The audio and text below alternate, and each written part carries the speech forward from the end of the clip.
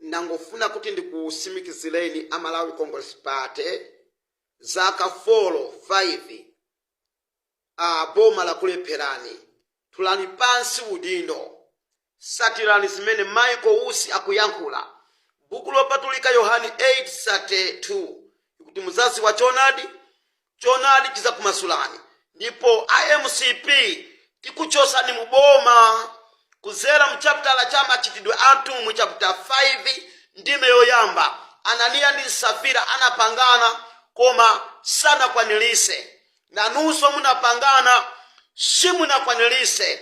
Muchoke muboma by force by fire. Pa chapitala cha machitidwe athu mu chapter 5 ndime yoyamba Ananiya ndi Safira nonse musavotele MCP.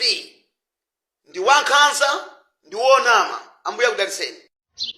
Iweyo Vitumbiko Mumba sitimakumvesa ako.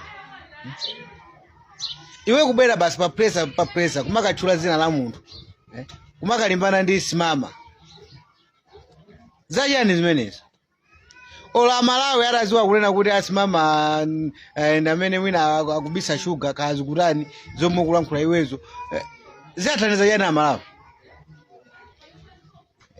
Amalawi afuna kusintha kwa zinthu ndiye kuti iwe ngati pampando pokanango upanga zinthu zotani kodi zokasintha zinthu zomwe kuzona lizikulakwikazo then kumabwera pa platform ngati amene kumakachula zina la munthu.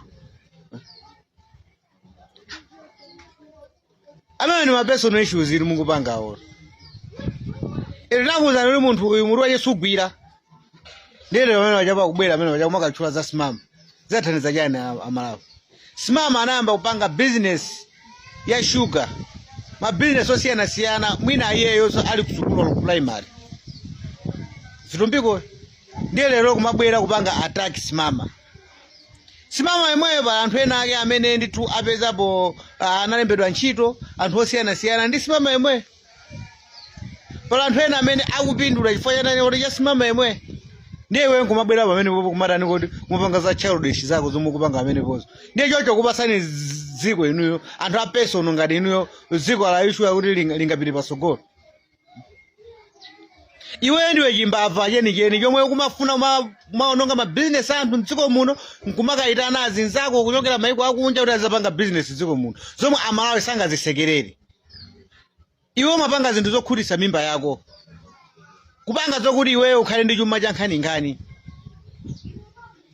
chifukwa zikuchita kuonekeratu. There is no way kubwera pa chani kodi pa interview ngati amene achapo kapena kubwera ndithu pa press briefing ngati amene achapo kumakachulapo za chani kodi kumakachulapo mayina anthu. Iwe anthu ambirimbiri kumene kujako kumafuta kuti wabweresa ku ma contract anthu ambirimbiri anthu ononga sikupanga cheni deal ndi anthu amene obwanji ndiye ukamba kulimbana ndi Malawi zako. Aze pena ari mukuyamba zinthu zoti simungazikwanise pena ukuyamba udani ukupanga create maudani chifukwa kupapanga zinthu za personal siza ntchito zimene zozo yaye tifuna tikuze kuti siza ntchito ndipo anthu sanga kutamandire chifukwa kumabwera mmene makachula chani kuti makachula mayina. Even kakale president onene Lazarus Chakwera samapanga target mayina anthu koma kumabwera mmene pachapo makachula chani kuti ndeshi chaudo chiri kunena se anthu onena kuti niwe mukakakhala running anthu nkukavotera chipani chifukwa cha iweyo munthu wakuti kumapanga za childish zeni munthu wa against munthu wopanga jealous ndi ma business anzako mwafuna kuti Malawi anzako asatukuke uzikatenga azungu kunja zikupasa ndalama. Chibwadza ru yene imwe chisankha running mate iyi chibwadza chomwe chikangokuoneserani ngati kuti ndi chinthu cha nzeru koma mutu muli mphusi zeni chifukwa munthu wanzeru sangabwera pamene makachula mayina anthu pa presa ngati pamene pajapo makalimbana ndi simama pa presa ngati pamene pajapo zachani zimenezo. Malo mopita mu office ukaonesa ntchito mu office mdani umachula mayina anthu. Guys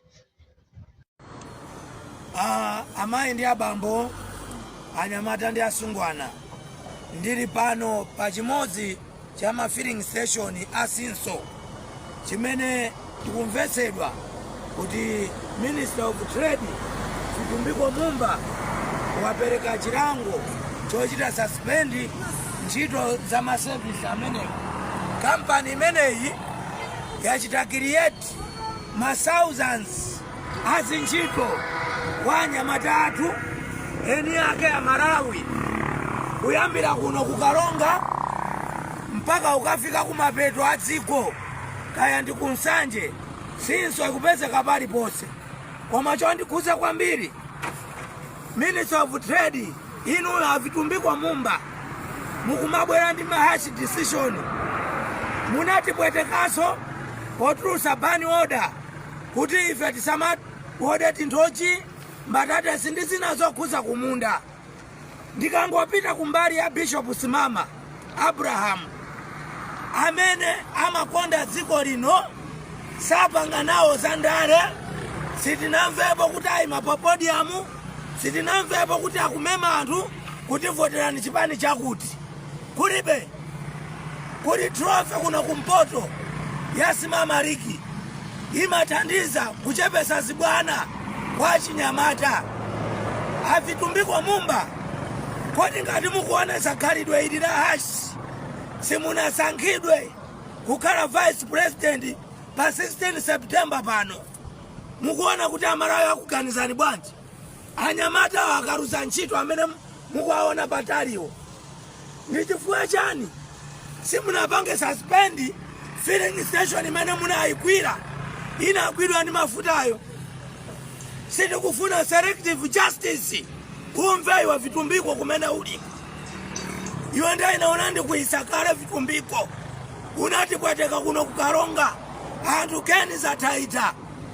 Tikukupempha kuti ubwere kuno unayankhula mtudzu kodi kukhala minister atu kukhala minister vitumbiko usazitenga ngati wamaliza masewera. Dziko limafuna umunthu ili umaganiza vitumbiko. Bweza ni chiganizo nanga madramu anapezeka nkhotakota ajawa mulandu wake uli kuti madramu ati 0 petrol kunkhotakota pabodzi. Mulandu uli kuti ankapita ku Mozambique osamapanga selective justice. A President Chakwera, can you intervene in this issue? Simama makhala naye kutumikira zawo Mulungu sana pange chipongo wandara wina aliyese. Ndikulupirira mmapasana moni mmachezerana nawo. Ndi chifukwa chani mukulola zote zizichitike? Lamulana amene anapezeka ndi mafuta opita nkhotakota ku Mozambique uja timudziwe dziko lidziwe. Iwe ngati vitumbiko uli akita khalidwe loyipa ife sitilola kuti anyamata aruze ntchito. Ngati ndi chilango mukapereka ku filling station munapeza ndi mistake iko osati kulanga Simama yese. Wala kwa chani Simama? Wala kwa chani munthu wa Mulungu? Amayi ndi abambo tiyeni tilingalire ngati sitere izi uyu vitumbiko uyu azakhala dictator. Uyu azakhala dictator. Abale wane kuno kumpoto mwamuona vitumbiko nkhalo yochita akumba amaje Simama trophy chifukwa chilango ichi. Bishop akuyenge kufuma pano pakalonga ine ndine Rayton Mangoti sindi wa bahari yese Mulungu yeka.